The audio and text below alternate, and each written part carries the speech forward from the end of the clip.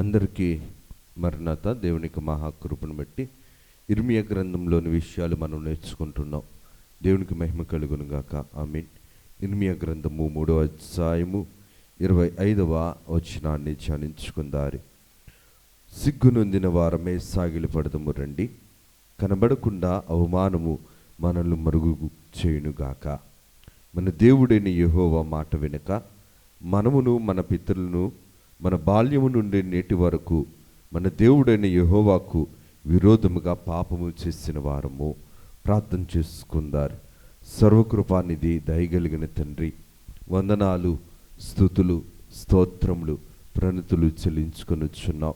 నైనా ఏ ఉద్దేశము చేతైతే ఇర్మియా గ్రంథమును మాకు బోధించుతున్నావో అట్టి నీ ఉద్దేశమును మేము నెరవేర్పు చేయటానికి నీ యొక్క ఉద్దేశము ప్రకారము నీ యొక్క మేలుకరమైన ఉపాయమును మాకు అందించి మాతో మీరుండుమని, మాలో మీరుండుమని, మమ్ములను మీ యొక్క ఆత్మ పరిపూర్ణతలోనికి చేర్చుకొని మీరే మహిమ, ఘనత, కీర్తి, ప్రభావములను పొందుమని మహిమనాథును, శ్రేష్ఠపాలకుడును, ఏకరక్షకుడు యేసునామమున అడుగుచున్నాం తండ్రి.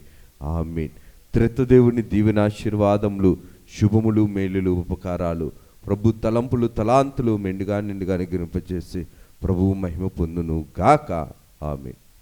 దేవుని యొక్క ఆత్మీయ జీవితంలో దేవుడు రాయించిన ప్రతి మాటను కూడా సంఘము ఖచ్చితంగా బ్రతికించవలసినవి అయ్యున్నది.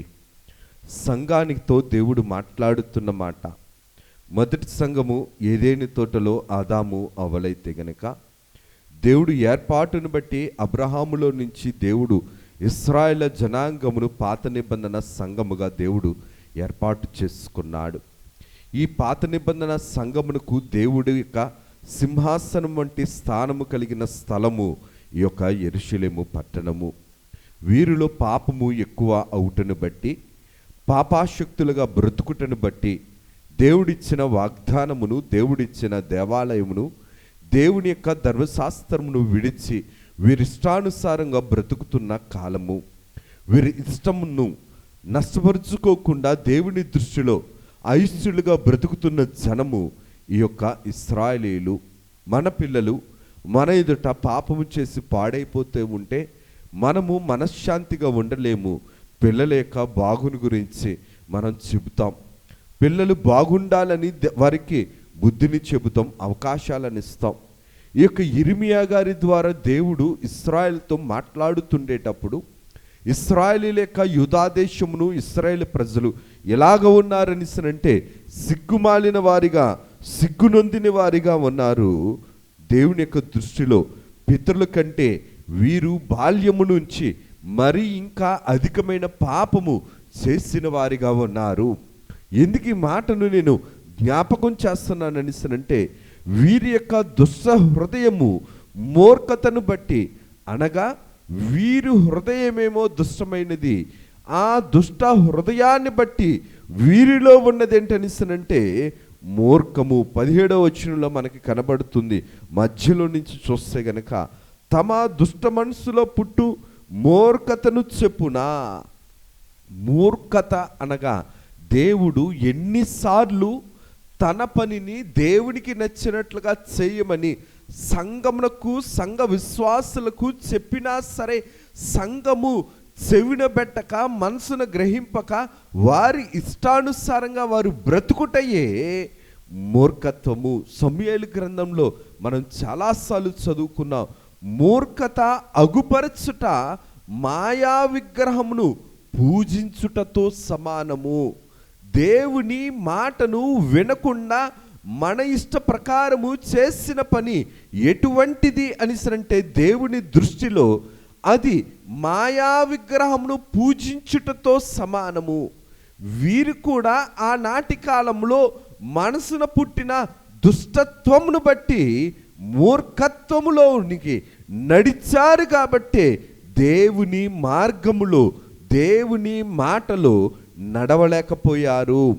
మనం కూడా జాగ్రత్తగా మనం గమనించుకుంటే కనుక, దేవుడు రాయించిన మాటను చూస్తే గనక భ్రష్టులైన బిడ్డలారా, అలాగుననే సిగ్గునొందిన వారమై సాగిలి పడదము రండి.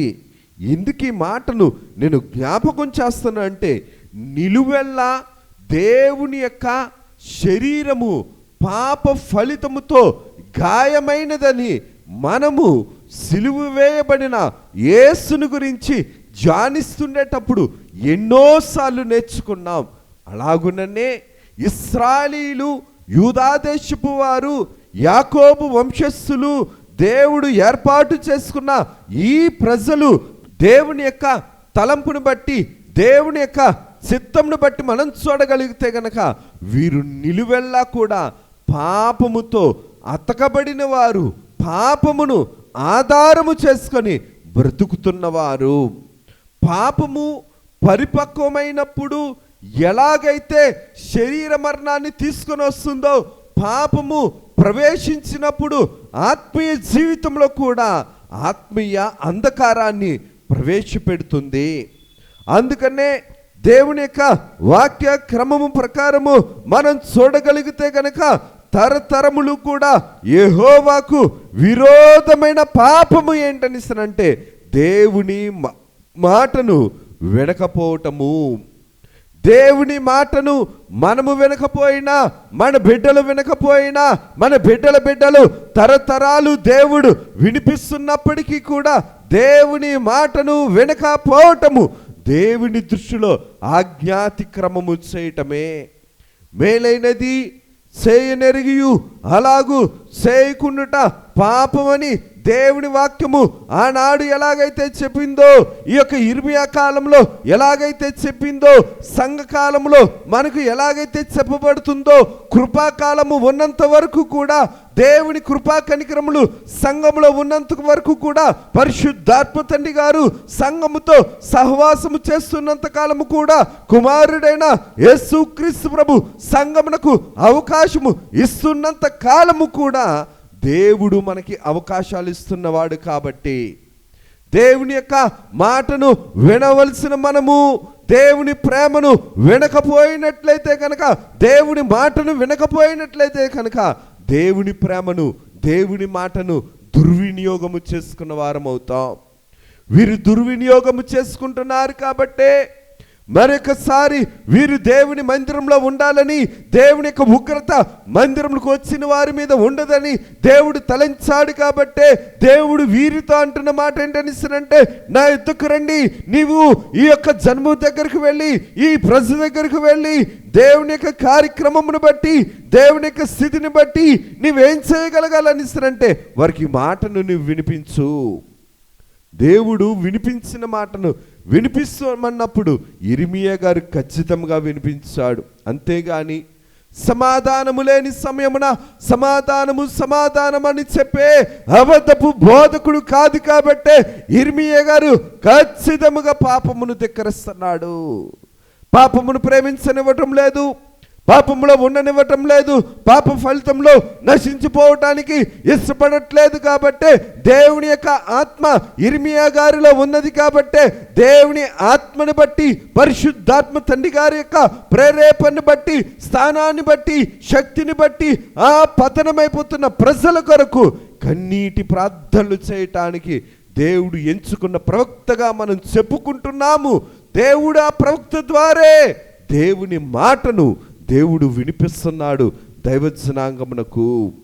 ఈనాడు కూడా లోకమంతటికి కూడా దేవుడు ప్రేమ కలిగిన వాడు కాబట్టి, దేవుడు అవకాశం ఇస్తాడు కాబట్టి, దేవుడు పతనమైపోవడానికి, ధన జనాంగము పతనమైపోవడానికి దేవుడు ఇష్టపడడు. కాబట్టి ఆనాడు ఇర్మియా గారితో ఎలాగైతే దేవుని అంతరంగపు వాక్యమును పలికించాడో, సంఘములోను లోకములోను దైవాత్మకమైన వాక్యమును దేవుడు తన ఏర్పాటు యాజకుల ద్వారా, బోధకుల ద్వారా, సేవకుల ద్వారా దేవుడు తన యొక్క మాటను ప్రకటించుకుంటున్నారు. కానీ ఆనాటి కాలములో దేవుని యొక్క కృపను అందుకోలేని వారు, పొందుకోలేని వారు, దేవుని యొక్క న్యాయస్థితిని తలంచుకోలేని వారు కాబట్టే వారి యొక్క స్థితి దేవుని సన్నిధి నుండి వారిని తరిమివేసింది. 4వ అధ్యాయము రెండవ వచనంలో చూస్తే సత్యమును బట్టి న్యాయమును బట్టి నీతిని బట్టి యెహోవా జీవము తోడని ప్రమాణము చేసిన జనులు ఆయన యందు తమకు ఆశీర్వాదము కలుగునందుకుందురు, ఆయన యందే అతిశయపడుదురు. నిజంగా దేవుని ఆశీర్వాదం మనకి కావాలి, మనకి రావాలి, మనల్ని చేరాలి, దేవుడు దీవించాలి, దేవుడు మనల్ని ఆశీర్వదించాలి అనేసరంటే దైవ సంబంధమైన సత్యము, దైవ సంబంధమైన న్యాయము, దైవ సంబంధమైన నీతి మన యొక్క ఆత్మీయ జీవితాన్ని, మన యొక్క భౌతిక శరీర జీవితాన్ని దేవుడికి అంగీకారంగా మనం నడిపించుకోవలసిన వారముగా ఉన్నాం. దేవుని దీవెన కావాలంటే దేవుని యొక్క న్యాయం మనలో పనిచేయాలి. దేవుని యొక్క దీవెన కావాలంటే దేవుని యొక్క సత్యం మనలో పని చేయాలి. దేవుడు మనల్ని దీవించాలంటే దేవుని యొక్క నీతి కార్యములు, విశ్వాస సహితమైన ప్రార్థనలు, విశ్వాస సహితమైన క్రియలు మన యొక్క ఆత్మీయ జీవితంలో ఎప్పుడూ కూడా మెలకుగా ఉండాలి. ఉండగలుగుతున్నాయా? ఆనాడు యోధా జనాంగములకు చెబుతున్నవాడే ఈనాడు ఆత్మీయ తండ్రి గారు, పరిశుద్ధాత్మ తండ్రి గారు మనతోటి సంఘముతో మాట్లాడుతున్న మాటలు నిజంగా మనం దీవింపబడాలని అంటే సత్యముతో, ఆత్మతో, నీతితో, యథార్థతతో, పరిశుద్ధతతో దేవుని సన్నిధిలో దేవుని మాటకు మనం అవకాశం ఇస్తూ మనం నడవగలుగుతున్నామా? మనల్ని మనం ప్రశ్నించుకోవలసిన వారమై ఉన్నాం.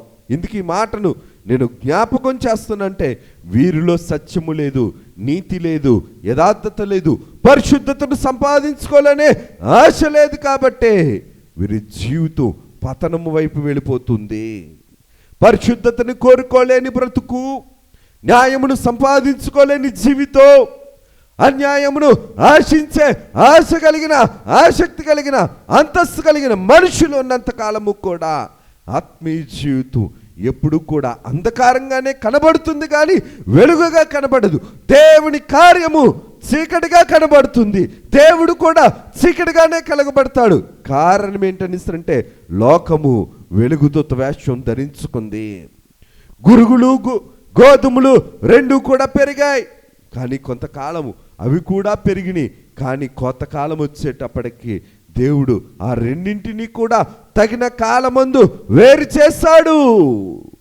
ఇందుకు ఈ మాటను నేను జ్ఞాపకం చేస్తానంటే దేవుడు చేర్చుకునేవాడు, సమయం ఇచ్చేవాడు, అవకాశం ఇచ్చేవాడు. అందుకనే దేవుని యొక్క వాక్య క్రమములో జాగ్రత్తగా మనం చూడగలిగితే గనక, దేవుడి యొక్క మాటను మనం చూడగలిగితే గనక 4వ అధ్యాయము 18వ వచనంలో చూస్తే, నీ ప్రవక్తనియు నీ క్రియలను వీటిని నీ మీదకి రప్పించను, నీ చెడుతనమే దీనికి కారణము, ఇది చేదుగానున్నది కదా, నీ హృదయము నంటుంది కదా. ఎందుకని దేవుడి యొక్క కృపను బట్టి దేవుడు రాయించిన మాటను మనం జాగ్రత్తగా గమనిస్తే కనుక ప్రభు అంట, నీ ప్రవక్తనే, నీ క్రియే, దాని ఫలితము నీ మీదకి వచ్చింది. మనం నిజంగా దేవుని యొద్ద నుండి మేలు పొందటానికి, కీడును తొలగించుకోవడానికి, అనారోగ్యమును తొలగించుకోవడానికి దైవ సంబంధమైన నీతి ఏముంది, దైవ సంబంధమైన సత్యము ఏముంది, దైవ సంబంధమైన న్యాయము ఏముంది అని మన అంతరంగమును మనం ప్రశ్నించుకుంటే దేవుణ్ణి మనం ఎదిరించలేని వారం. దేవుణ్ణి ఎదిరిస్తున్నామని అంటే మనల్ని మనం పరీక్షించుకోలేని, మన క్రియలను మనము ప్రశ్నించుకోలేని, పాప ఫలితపు బలిష్టముగా ఉండిపోయిన వారు.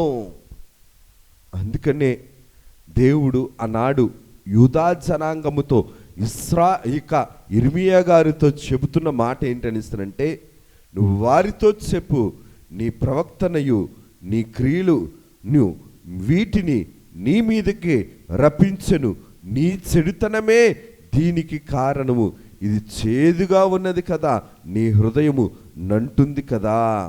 ఎందుకని అని అంటే ఖడ్గము చేత బాధ, శరీరములో జబ్బులు, ఒంటిలో జబ్బులు, ఇంటిలో జబ్బులు, కరువులు, కాటకములు, పెరిగిన బిడ్డలు దగ్గర లేకపోవటం, బిడ్డలకు ఆహారం అందించలేకపోవటం, పనులు లేకపోవటం, జబ్బులతో ఉండటం, రోగములతో ఉండటం, వ్యాధులతో ఉండటం, భయంకరమైన క్రూర మృగములు సంచారము చేయటం, విష సర్పాలు, తోడేళ్ళు, సింహములు, అలాగుననే ఇతరకరమైన క్రూర మృగములన్నీ కూడా సమీపముగా ఉంచి వీధులన్నీ కూడా శవాల దెబ్బలుగా మారిపోయిన పరిస్థితి. మనం ఇంకా చెప్పుకోవాలనిసనంటే కరోనా టైంలో ఉన్న పరిస్థితి కంటే ఇంకా భయంకరమైన ప్రతికూల పరిస్థితులు. ఇందుకు ఈ మాటను నేను జ్ఞాపకం చేస్తానంటే దేవుని యొక్క మాట పరిశుద్ధంగా ఉండమని హెచ్చరిస్తుంది. కానీ పాపం ఉన్నవాడేమంటాడంటే దేవుడు నిన్ను బెదిరిస్తా అన్నాడు అని అంటాడు. దేవుడు చెబుతున్నాడు, తప్పు చేసిన పిల్లవాడి దగ్గర తల్లిదండ్రులు ఎలాగైతే గద్దిస్తారో, జ్ఞానము కలిగిన తండ్రి కుమారుని గద్దిస్తాడు, జ్ఞానము కలిగిన కుమారుడు తండ్రి గద్దింపుకు లోబడతాడు. తండ్రిని ఎదిరించిన వాడు బుద్ధిహీనుడు అంటాడని సామెతల గ్రంథంలో మనం చదువుకున్నాం కదా.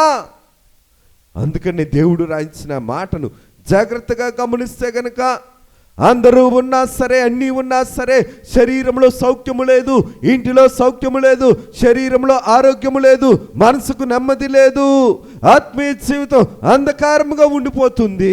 భయంకరమైన తెగుళ్ళు, భయంకరమైన వ్యాధులు, భయంకరమైన కరువులు, భయంకరమైన క్లిష్ట పరిస్థితులు, కష్ట నష్టాలు ఆ ప్రాంతంలో రాజ్యం చేస్తున్నారు. కాబట్టి అటువంటి గడ్డు కాలము రాబోతున్నది. కాబట్టి ఇర్మియా అటువంటి ప్రాంతము నుంచి వారు తిరిగి యెరూషలేము ప్రాంతానికి వెళ్ళిపోవాలి. కాబట్టి ఇది హానికరమైన మేలు కలిగిన చెర. కాబట్టి వారిని ఈ చెరలో నుండి విడిపించడానికి నేను ఏర్పాటు చేసుకున్నాను. ఈ మాటను నీవు వారికి వెళ్ళి చెప్పు అని దేవుడు చెబుతుండేటప్పుడు ఆ మాటను వారు గద్దించుకోలేదు, వారు హెచ్చరికగా తీసుకోలేదు. వారు జ్ఞానము లేని వారు కాబట్టే తిరస్కరించారు, శిక్షకు లోబడని వారిగా ఉండిపోయారు. దేవుని యొక్క వాక్య క్రమమును చూస్తే 5వ అధ్యాయము 3వ వచనంలో చూస్తే ప్రభువు రాయించిన మాట, యెహోవా యథార్థత మీదనే కదా నీ దృష్టి ఉంచి ఉన్నావు. నీవు వారిని కొట్టితివు కానీ వారికి దుఃఖము కలగలేదు, వారిని క్షీణింపచేసి ఉన్నావు కానీ వారు శిక్షకు లోబడనెల్లని వారు రాతి కంటే తమ ముఖములను కఠినముగా చేసుకుని ఉన్నారు, మల్లుటకు సమ్మతింపరు. ఇదా మాట కాదు కదా, దేవుడే రాయించిన మాట, దేవుడు మనకు బోధిస్తున్న మాట. దేవుని వైపు తిరగటానికి మన మనసును, మన ముఖమును, మన కుటుంబమును, దేవుడు మనకి ఇచ్చిన వాటిని దేవుని దగ్గర పెట్టడానికి అనుకూల సమయంలో, దేవునికి అంగీకారముకు సమయంలో సమ్మతంతో దేవుని దగ్గర ఉండటానికి మనం అంగీకరిస్తున్నామా, సమ్మతిస్తున్నామా? దేవుడు కార్యము చేయాలి, దేవుడు ఉపకారము చేయాలి, దేవుడు వ్యాధి తగ్గించాలి, దేవుడు అనేవాడు ఉంటే ఈ బాధ రాకూడదు కదా అనుకునే ముందు పాపము, పాప ఫలితము అంతకు ముందు బ్రతుకులో దేవుని కాదని, దేవుని మందిరమును కాదని, దేవుని స్థలమును కాదని, దేవుని సన్నిధిని కాదని ఎన్ని పాప సమానమైన ఆలోచనలతో పాపమును పెంచుకుంటూ, పాపమును పోషించుకుంటూ, పాపమును ప్రేమిస్తూ వెచ్చలవిడిగా తిరిగి దేవుని మాటను కాదని తిరిగిన బ్రతుకులలో పాప ఫలితం రాజ్యం చేస్తుంది కదా. పాప ఫలితం రాజ్యము చేస్తాది. కాబట్టి ప్రభు తన ప్రవక్తను పంపించి అంటున్న మాట ఏంటంటే, వారు లోబడనల్లని ప్రజలు కాబట్టి, వారు నా వైపు ముఖము తిప్పుకోవడానికి ఇష్టపడరు కాబట్టి వారితోని వెళ్ళి చెప్పు. దేవుడు చెప్పిస్తున్నాడు. ఎందుకు చెప్పిస్తున్నాడు? దేవుడు చెప్పిస్తున్నాడు అనిసరంటే దేవుడు మిక్కిలిగా మనల్ని ప్రేమిస్తున్నాడు. ప్రేమించిన కుమారుడికే కదా మనం చెప్పేది, ప్రేమించిన కుమారుడికే కదా బుద్ధి చెప్పేది, ప్రేమించిన కుమారుడికే కదా అవకాశం ఇచ్చేది, ప్రేమించిన కుమారుడినే కదా హెచ్చరించి ఆ యొక్క శిక్షాకాలం నుంచి, శిక్షా ప్రాంతం నుంచి తప్పించగలిగేది. మనం ఏం చేస్తున్నాం? మానవుని ప్రేమే ఇటువంటి పరిస్థితుల నుంచి తప్పించడానికి ఇష్టపడుతుండేటప్పుడు దైవ సంబంధమైన పరిశుద్ధమైన ప్రేమ పాపము కలిగిన స్థలములో పాపము చేస్తూ పోషింపబడని ఎలాగ చెప్పగలుగుతుంది? అందుకనే ప్రభు అంటున్న మాట, తరతరములు వారి బాల్యము నుండి పాపము చేసిన వారు యథార్థతను మోసపూరితమైన ప్రమాణాలతో దేవుని సన్నిధిలో వాళ్ళు ఉన్నవారు కాబట్టే వారికి ఆత్మీయ జీవితాన్ని నేను గమనించినప్పుడు వారు రాతి కంటే వారి యొక్క ముఖములు ఇంకా కఠినముగా దేవునికి లోబడని వారిగా ఉన్నారు. మనం లోబడగలుగుతున్నామా దేవుని క్రమానికి, దేవుని వాక్యానికి, దేవుని ప్రార్థనకు? కష్ట సమయంలో కష్టం వచ్చినా నష్టం వచ్చినా, ఇష్టమున్నా ఇష్టము లేకపోయినా సరే దేవుని మాటను పట్టుకొని దేవుని సన్నిధిలో ఉండగలుగుతున్నామా? అందుకనే తండ్రి గారు రాసుకొని వచ్చారు కదా, చేసుకున్న రాదు దేవునిని అపార్థము చేసుకున్న రాదు, చేసుకున్న రాదు దేవుణ్ణి అపార్థము చేసుకున్న రాదు. చేరి జీవించుడి, దేవుణ్ణి ఖచ్చితంగా చేరి జీవనము చేసినట్లా కోరిన మంచి మనకు జరుగుతుంది.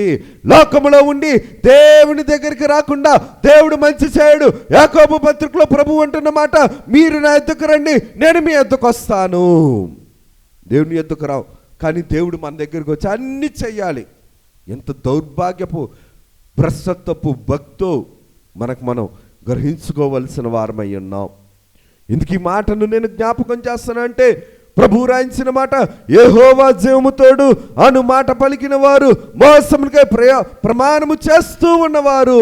5వ అధ్యాయం 2వ వచనంలో చూడగలిగితే ప్రభు రాయిస్తున్న మాట, దేవుని సన్నిధిలో న్యాయం లేదు కదా, దేవుడి మందిరం విషయంలోనే న్యాయం లేదు, దేవుడి క్రమాలలో న్యాయం లేదు, దేవుని ఆరాధనలో న్యాయం లేదు, దేవుడికి ఇవ్వవలసిన ప్రార్థనా సమయంలో న్యాయము లేదు, దేవునితో ఉండవలసిన విశ్వాసపు జీవితంలో న్యాయము లేదు, సత్యము లేదు, నీతి లేదు.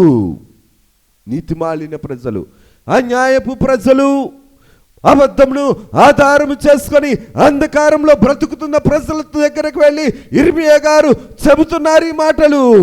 దేవుడు చెప్పేస్తున్నాడు ఈ మాటలు.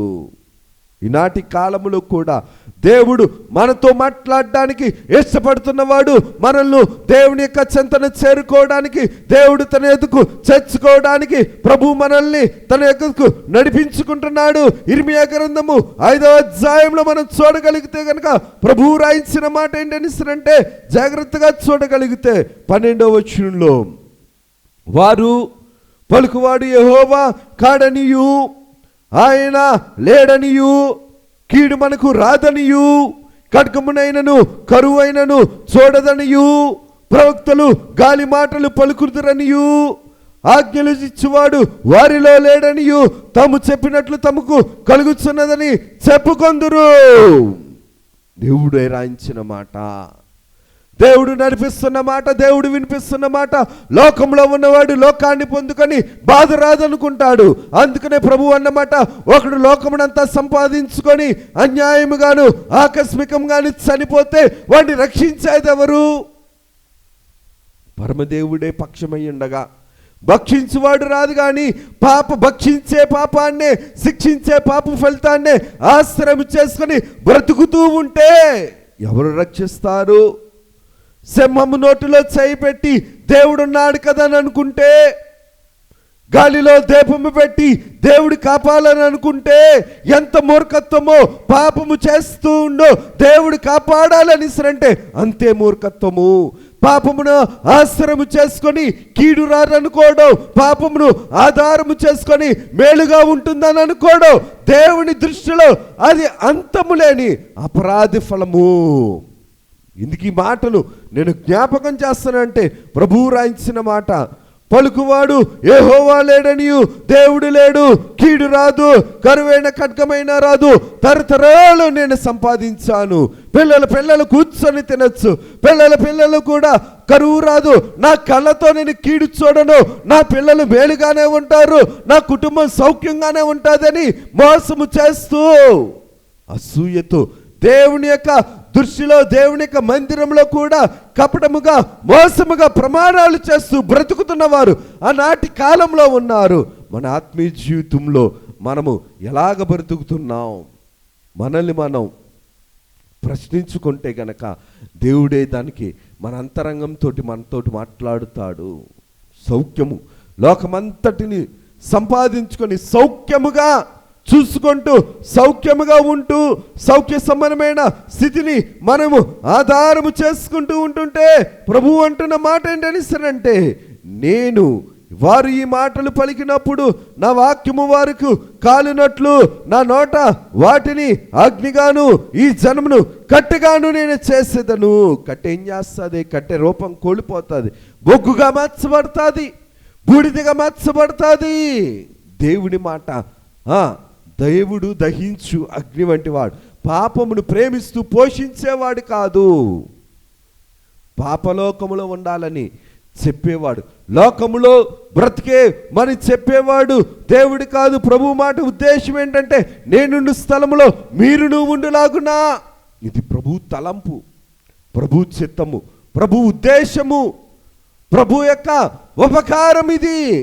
కానీ వీరు యెరూషలేమును విడిచిపెట్టారు, దేవుని మాట కలిగిన ధర్మశాస్త్రాన్ని విడిచిపెట్టారు, దైవ సమానమైన దేవుని క్రమములను విడిచిపెట్టారు, దేవుణ్ణి కూడా విడిచిపెట్టారు, దేవుడు వాగ్దాన భూమిని విడిచిపెట్టారు. విడవబడిన వారు అంటున్న మాట ఏంటంటే, మేము లోకంలో ఉన్నాం కదా, సౌఖ్యంగా ఉండొచ్చు, కీడు రాకుండా, కరువు రాకుండా, జబ్బు రాకుండా, వ్యాధి రాకుండా ఉండొచ్చు.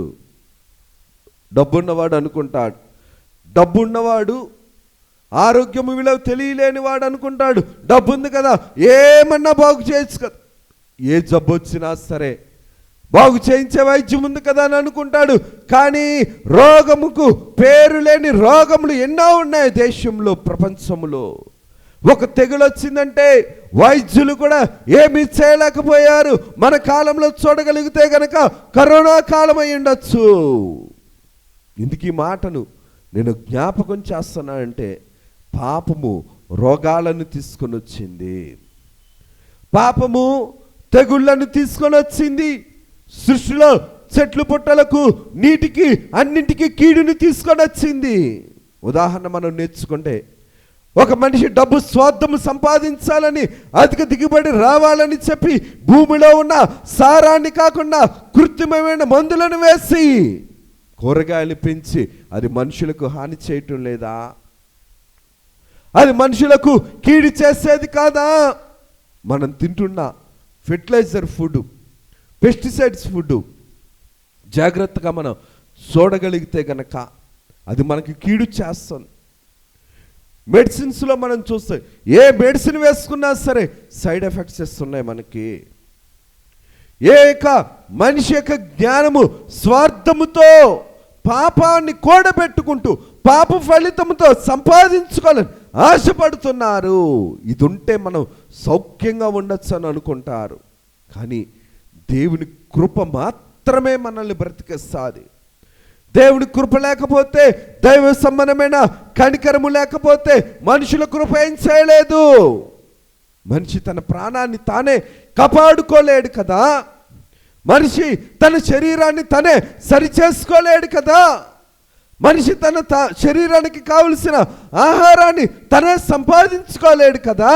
ఇంకొక మనిషి సహాయపడాలి, ఇంకొక మనిషి పోషించాలి, ఇంకొక మనిషి వైద్యం చేయాలి, ఇంకొక మనిషి వచ్చి శుద్ధి చేయాలి.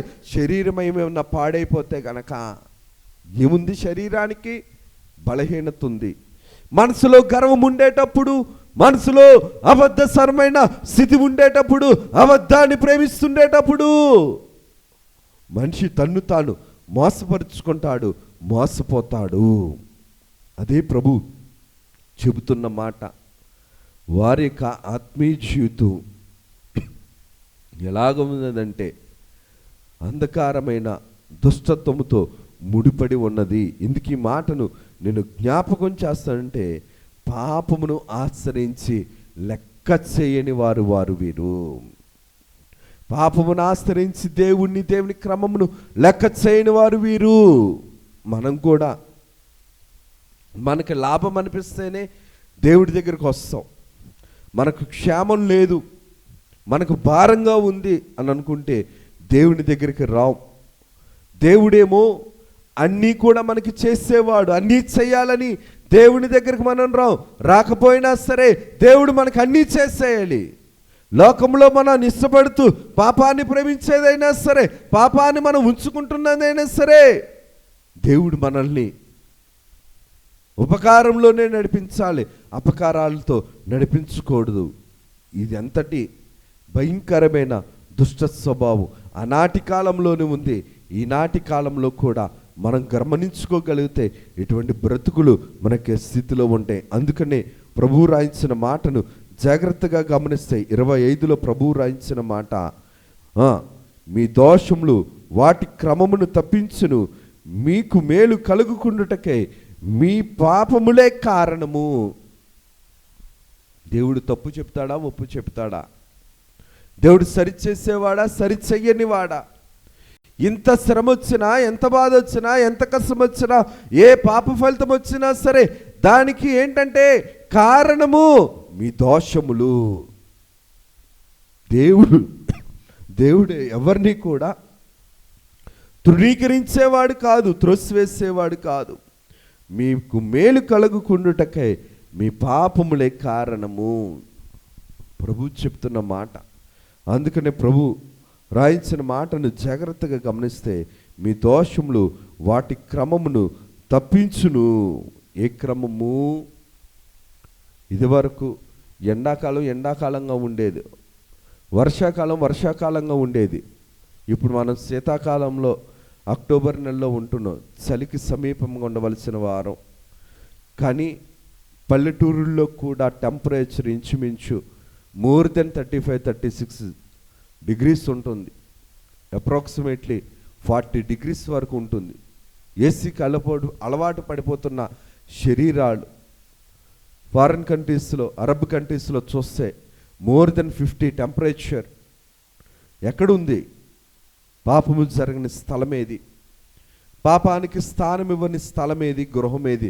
మనస్సేది? ఇందుకు ఈ మాటను నేను జ్ఞాపకం చేస్తానంటే, ఇంటిలో జబ్బు, ఒంటిలో జబ్బు, పంటిలో జబ్బు, శరీరంలో జబ్బు. ఎక్కడ జబ్బు ఉన్నదో, ఎక్కడ అనారోగ్యం ఉన్నదో, ఎక్కడ కీడున్నదో, ఎక్కడ ఉపకారము లేదో, ఎక్కడ అపకారం ఉన్నదో, ప్రభువు రాయించిన మాట, మీకు మేలు కలుగుకుండుటకై మీ పాపములే కారణము. దేవుడు కనికరించేవాడు, దేవుడు కాపాడేవాడు, దేవుడు స్వస్థపరిచేవాడు. స్వస్థపరిచే దేవుణ్ణి కాదని, కనికరించే దేవుణ్ణి కాదని, కాపాడే దేవుణ్ణి కాదని, కలహీనతగా చేసే లోకంలో ఉండటానికి ఇష్టపడుతుండేటప్పుడు దేవుడు మనిషికి ఇచ్చిన స్వేచ్ఛను పాప సంబంధమైన స్వేచ్ఛకు ఉపయోగిస్తున్నాం, కానీ దైవ సంబంధమైన సన్నిధిలో స్వేచ్ఛగా దేవునితో ఉండటానికి ఇష్టపడట్లేదు. ఎందుకు ఈ మాటను నేను జ్ఞాపకం చేస్తానంటే, దేవుని యొక్క వాక్య క్రమమును బట్టి చూడగలిగితే గనక దేవుడు రాయించిన మాట ఏంటంటే 5:21, కనులుండి చూడకయు, చెవులుండి వెనుకయు నున్న వివేకము లేని మూడులారా. కనులుండి చూడరు, చెవులుండి వినరు, అటువంటి మూఢత్వము వివేకము లేని మూర్ఖులారా, ఈ మాట వినుడి. ఏ మాట? దేవుడు రాయిస్తున్న మాట, దేవుడు చెప్పిస్తున్న మాట. దేవుడు చెప్పిస్తున్నాడు అనిసరంటే దేవుడు చెయ్యగలడని అర్థం. దేవుడు చెప్పిస్తున్నాడు అనిసరంటే చేయటానికి సమర్థత కలిగిన దేవుడు అని అర్థం. దేవుడు వినిపిస్తున్నాడు అనిసరంటే ఖచ్చితంగా రక్షిస్తాడని అర్థం. దేవుడు వినిపిస్తున్నాడు అనిసరంటే ఆపద నుంచి తప్పిస్తున్నాడు అని అర్థం. వినలేకపోతే మనం తప్పించుకోలేం. దేవుడు చెబుతున్న మాటను మనం చేయకపోతే మనకు వచ్చే ఆపద నుంచి, కీడు నుంచి, విపత్తుల నుంచి మనం విడిపించుకోలేం, మనం తప్పించుకోలేం. మన పాపము బంధించేది, పాప ఫలితము విడిపించుకోవడానికి అవకాశము లేనిది. ఆనాటి కాలములో కూడా యూదా ప్రజలు, ఇశ్రాయేలు ప్రజలు, యెరూషలేము పట్టణస్థులు, యాకోబు వంశస్థులు, యెరూషలేము వీధుల్లో ప్రతి చోట కూడా ప్రజలు ఎలాగుంటున్నారని అంటే దేవుని యొక్క తీర్పుకి సరైన వారిగా, దేవుని యొక్క తీర్పుకి న్యాయస్థులుగా ఉంటున్నారు. కానీ దేవుడు అవకాశం ఇస్తున్నాడు, దేవుడు తప్పిస్తున్నాడు. తప్పించే దేవుని కాదని దేవునికి కోపము రప్పించే వేషధారణ కలిగిన, పాపము కలిగిన వారిగా ఉండగలుగుతున్నారు వీరు. అందుకనే పాపం ఉండేటప్పుడు దేవుడు చూపిస్తున్నా చూడరు, దేవుడు వినిపిస్తున్నా వినరు. అందుకనే ప్రభువు వీరికి పెట్టిన పేరంటే వివేకము లేని మూడులారా. అమ్మా, పాపం చేస్తుండేటప్పుడు దేవుడు ధిక్కరిస్తున్నాడు, దేవుడు హెచ్చరిస్తున్నాడు. దేవుడు పాపం చేస్తుండేటప్పుడు మనసులో అహము, అహంకారము, గర్వము ఉండేటప్పుడు సాటి మనిషి మంచి చెప్పినా సరే ఆ మనిషి నచ్చట్లేదు కాబట్టి తిరిగి మనం ఏమంటానిస్తుందంటే పాపాన్ని కప్పిపుచ్చుకోవడానికి తిరిగి ఇంకొక మాట అంటాం, తిరిగి వారి మీదే బురద చల్లుతాం. బురదేసిందేమో మరం, అదిగో నీ మీద బురద ఉంది అని చెబుతాం మనం. ఇది ఎక్కడ న్యాయం? దేవుడేమో అన్నీ చేయగలిగే సమర్థత కలిగిన దేవుని కాదని లోకంలో ఉన్న బురదనంతటిని మనమే వేసుకొని, అదిగో నువ్వు నాకేం చేయట్లేదంటే, నన్ను శుద్ధిపరచట్లేదు, నన్ను కాపాడట్లేదు, నన్ను కనికరించట్లేదంటే ఇది ఎక్కడి న్యాయం? అయినా సరే దేవుడు తగ్గించుకుంటున్నాడు, అయినా సరే దేవుడు వీరిని ప్రేమిస్తున్నాడు కాబట్టి వీరి యొక్క ఆత్మీయ జీవితాన్ని గమనించగలిగితే కనుక ఎలాగ ఉన్నారనిస్తానంటే దేవుని దృష్టిలో కనులుండి చూడని వారిగా, చెవులుండి వినని వారిగా ఉన్నారు. వీరికి పెట్టిన పేరంటే వివేకము లేని మూడులారా. ఎందుకని సరైన మాటను, బుద్ధి కలిగిన మాటను, మేలుకరమైన మాటను, ఉపకారం కలిగిన మాటను దేవుడు వినిపిస్తుండేటప్పుడు పాపం ఉన్నవాడు ఆ మాటను వినటానికి కూడా ఇష్టపడడు. మనలో కూడా ఇటువంటి లక్షణాలు ఉంటే గనక, ఇటువంటి బుద్ధులు ఉంటే గనక, ఇటువంటి దుష్టక్రియలు, దుష్ట సహవాసము కలిగిన, పాప ఫలితము కలిగిన స్థితిలో మనం ఉంటే గనక మనం కూడా దేవుడి మాటను, దేవుడిని, దేవుని మందిరాన్ని, దేవుడు బయలుపరిచిన బైబిల్ మిషన్ను లెక్క చేయము. దేవుడి కొద్ది మాటలు మన వెనుకల్లో దీవించి ప్రభువు మహిమ పొందును గాక. ఆమేన్. సర్వోపకారుడా, సర్వశక్తిమంతుడా, వందనాలు, స్తుతులు, స్తోత్రాలు. కొద్ది వారము దీవించండి, ఆశీర్వదించండి. ఆత్మహత్య అందుగారితో మమ్ములను ఆత్మీయ స్థానములో నీవున్న స్థలములో నైనా నీవన్నావు, నీ నుండి స్థలంలో మీరు నువ్వు ఉండులాగునని. నాయనా, నీ స్థలములో మేము చేరటానికి ఈ యొక్క ఆత్మీయ శుద్ధి, ఆత్మీయ అలంకారము, దైవాత్మ రూపలావణ్యతలు అవసరము నీ వాక్యము ద్వారా మాకు అందించి మీరే మహిమను, ఘనతను, కీర్తిని, ప్రభావములను పొందుమని మహిమనాథును, శ్రేష్ఠపాలకును, ఏకరక్షకుడు యేసునామమున అడుగుచున్నాం తండ్రి. ఆమేన్. త్రిత్వదేవుని దీవెన, ఆశీర్వాదములు, శుభములు, మేలులు, ఉపకారాలు, తలంపులు, తలాంతులు ప్రభు నిండుగా మెండుగా నిగ్రహింపచేసి ప్రభువు మహిమ పొందును గాక. ఆమేన్. అందరికీ మరణాత.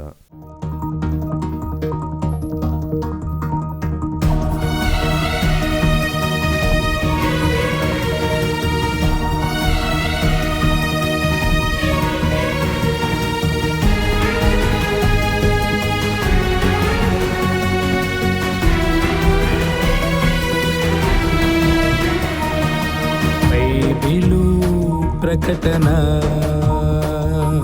బయలుపరచిన ప్రకటన,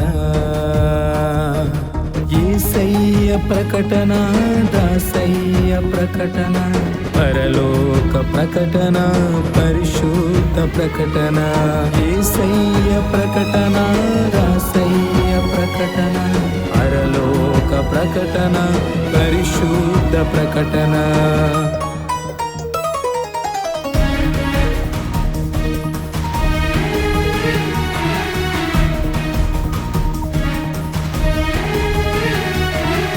ప్రకటన, బైబిలు ప్రకటన,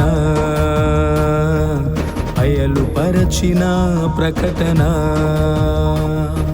విమలాత్మ ప్రకటన, విజయాత్మ ప్రకటన, విశ్వాసికి ప్రకటన, విజ్ఞాపన ప్రకటన, విమలాత్మ ప్రకటన, విజయాత్మ ప్రకటన, విశ్వాసికి ప్రకటన, విజ్ఞాపన ప్రకటన. ప్రకటన, బైబిలు ప్రకటన, బయలుపరచిన ప్రకటన.